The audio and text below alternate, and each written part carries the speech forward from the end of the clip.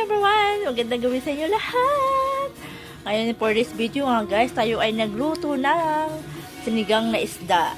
Yan guys, bubuksan na natin kung kumukulo na nga ba siya. Ito na siya guys. Yan, so yan, kumukulo na nga siya. Sakto yung pagkakabukas natin.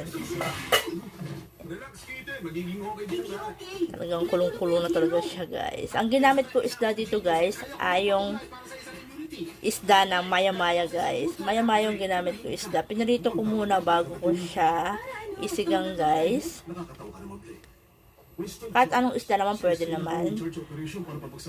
Sa inyo kung gusto nyo i-prito o hindi na. Kasi ako talaga piniprito ko muna guys bago ko siya isigang. At ang ginamit ko nga bang pangpaasim dito. Ang ginamit ko pangpaasim dito guys ay sinigang sa miso. Baka naman. Yan guys. At ginamit kong gulay dito guys ay yung kangkong. Kasi paborito ko yung kangkong guys. Paborito lang ako mag-chinap.